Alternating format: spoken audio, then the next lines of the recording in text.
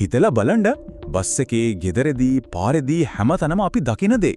පහලට නැමිච්ච ඔලු දිලිසන phone screen එකකට හිර වෙලා වටේ පිටේ ලෝකෙන් සම්පූර්ණයෙන්ම වෙන් වෙච්ච මූණු.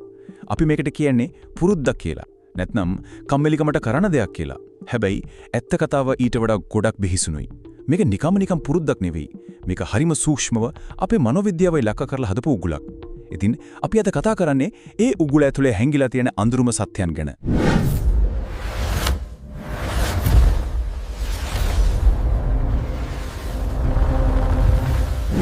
එහෙනම් අපි අහන්න ඕන පළවෙනිම ප්‍රශ්නේ තමයි මේ නොනවත්වා ස්ක්‍රීන් එක දිහා බලාගෙන ඉන්න එක නිකම්ම පාලනය කරගන්න බැරි නරක පුරුද්දක් විතරද?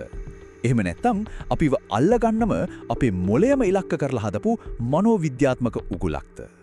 සමහර විට මේ කතාව ඉවර වෙනකොට අපි හැමෝම ෆෝන් එක දිහා බලන විදිය සදාටම වෙනස් වෙයි. මේක සුළුවෙන් තකන්න පුරුවන් දෙයක් නෙවෙයි. ඇත්තටම අපි මේ මුහුණ දෙන්නේ නිකම්ම ටෙක්නොලොජි එකේ දියුණුවකට විතරක් නෙවෙයි. මේක තමයි මිනිස් ඉතිහාසයේ සිද්ධ වෙන කිසිම නීතියකින් පාලනය නොවන මිනිස් හැසිරීම ඉලක්ක කරගත්තු ලොකුම පරීක්ෂණය. මෙතනදී විකිනෙන්නේ අපේ අවධානය, අපේ කාලය. හරි. අපි එහෙනම් බලමු පළවෙනි අඳුරු සත්‍යය. මේ සෝෂල් මීඩියා ප්ලැට්ෆෝම්ස්, මේ ඇප්ස් මේවා හදලා තියෙන්නේ අපිට එකිනෙකා එක කතා කරන්න උදව් කරන්න විතරක් නෙවෙයි.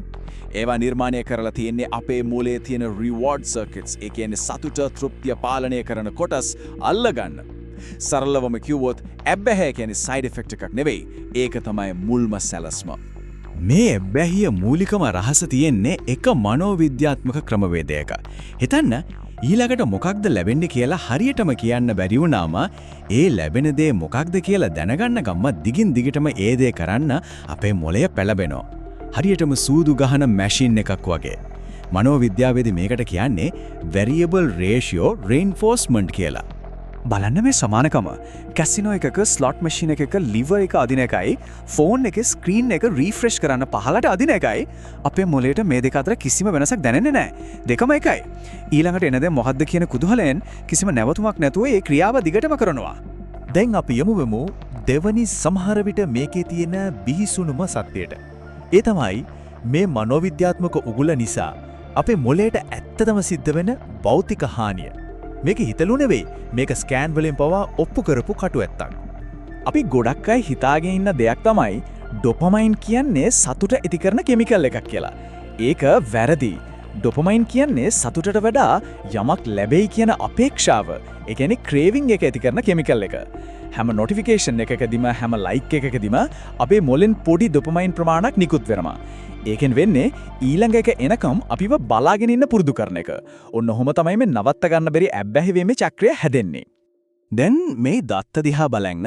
මේක ඇත්තටම කම්පනයක් ඇති කරන දෙයක්. MRI ස්කෑන් වලින් පැහැදිලිවම පේනවා අධිකව අන්තර්ජාලයට ඇබ්බැහි වුණාම මොළයේ ව්‍යුහය භෞතිකවම වෙනස් වෙනවා කියලා. ඒ වගේම මොළය ස්නායු තන්තු වලට සිද්ධ වෙන හානිය දරුණු මද්‍රව්‍යයක් වෙන කොකේන් පාවිච්චි කරන කෙනෙක්ගේ මොළයට වෙන හානියටම සමානයි කියලා පරීක්ෂණ වලින් හොයාගෙන තියෙනවා. ඉතින් මේක තවත් නිකන් හැසිරීමේ ප්‍රශ්නයක් විතරක් නෙවෙයි. මේක ස්නායු විද්‍යාත්මක අර්බුදයක්. හරි. මොළය ඇතුලේ වෙන දේ වලින් අපි දැන් පොඩ්ඩක් එළියට ගෝලීය තත්වයට යමු. මේ තමයි තුන්වෙනි මනෝවිද්‍යාත්මක සත්‍යය. ඇයි මේ ඩිජිටල් ඇබ්බැහිය කියන අර්බුදයට ලෝකයේ අනිත් හැම කලාපයකටම වඩා දකුණු ආසියාව විශේෂයෙන්ම ශ්‍රී ලංකාව මේ තරම් දරුණුවට ගොදුරු වෙලා තියෙන්නේ? මේ ප්‍රස්තාරය දිහා බැලුවම ඒකට උත්තරේ පේනවා. මේකේ තියෙන්නේ දැවන්ත විෂමතාවයක්. බටහිර යුරෝපය වගේ රටවල් එක්ක බලද්දී දකුණු ආසියාවේ ඇබ්බැහිමේ අනුපාතය අහසට පොළව වගේ වැඩි. ඒ කියන්නේ මේ ඩිජිටල් වසංගතයේ කේන්ද්‍රස්ථානය ග්‍රවුන්ඩ් 0 එක බවට අපේ කලාපයේ පත්වෙමින් තියෙනවා. ඉතින් ඇයි එහෙම වෙන්නේ? ඒකට හේතුව තමයි අපි පරිපූර්ණ කුණාටුවක් කියලා කියන දේ. ඒ කියන්නේ හේතු කීපයක් එකට එකතු වෙනවා.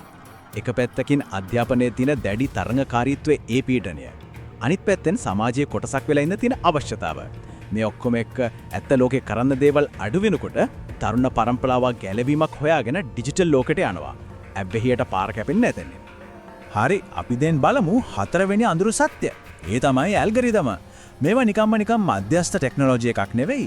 මේවා නිර්මාණය කරලම තියෙන්නේ අපේ මනෝවිද්‍යාවේ තියෙන දුර්වලතෙන් අල්ලගෙන අපිව පුළුවන් තරම් වෙලා ස්ක්‍රීන් එකේ තියාගන්න. ඉතින් ඒකේ අන්තිම ප්‍රතිඵලය විසාදය, කාංසාව වගේ දරුණු මානසික සෞඛ්‍ය ගැටලු වැඩි වෙන එක. මේකට මූලිකම හේතුව තමයි මනෝවිද්‍යාවේ ඍණාත්මක නැඹුරුව. නැත්තම් නෙගටිවිටි බයස් කියලා කියන දේ. ඒ කියන්නේ පරිණාමීවම අපිව ආරක්ෂා කරගන්න අපේ මොළය හැදලා තියෙන්නේ හොඳ දේවල් වලට වඩා නරක බය හිතන දේවල් වලට ඉක්මනට අවධානය දෙන්න.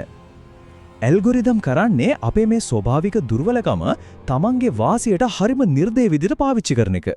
සංඛ්‍යාලේඛන වලට අනුව අපි හොඳ නිවුස් එකකට වඩා නරක නිවුස් එකක් ෂෙයා කරන්න එකහමාරක ගුණයකින් වැඩි ඉඩක් තියෙනවා. ඇල්ගොරිදම් එක දන්නවා. ඒ නිසා තමයි ඒවා අපි ෆීඩ් එකට තල්ලු කරන්නේ තරහ, බය, දුක ඇති කරන කන්ටෙන්ට්. මොකද ඒවාට තමයි අපි වැඩියෙන්ම රියැක්ට් කරන්නේ.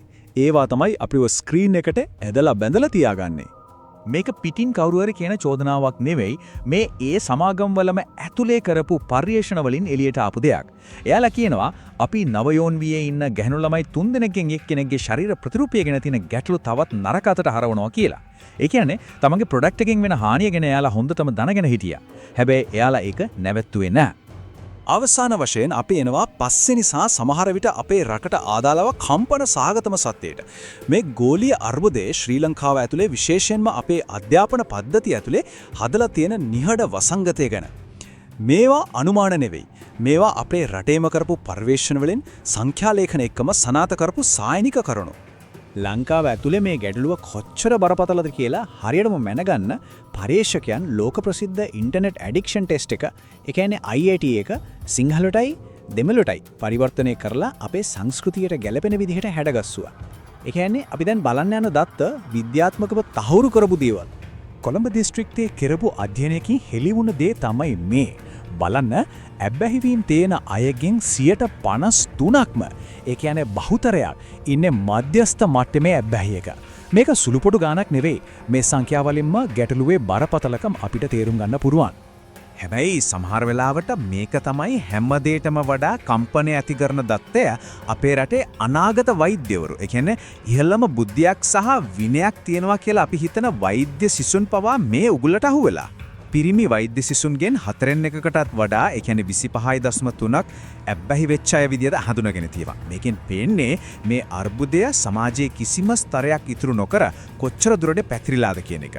අවුරුදු මිලියන ගාණක් තිස්සේ පරිණාමය වෙච්ච අපේ මිනිස් මොළයට තත්පරයට මිලියන වාර ගානේ අපේ දුර්වලකම් හොයන සුපිරි පරිගණකයක තනියම සටන් කරන එක ලේසි නේ. ඉතින් අවසාන වශයෙන් අහන්න තියෙන ප්‍රශ්නේ මේකයි. මේ කතාව අහලා ඉවර වුණාම ෆෝන් එක පැත්තකින් තියන්න පුරුවන් වේද? නැත්නම් අපිට නොදැනීම ඇඟිල්ල දිගටම ස්ක්‍රෝල් කරගෙන පහළට යයිද? තීරණය අපේ අතේ.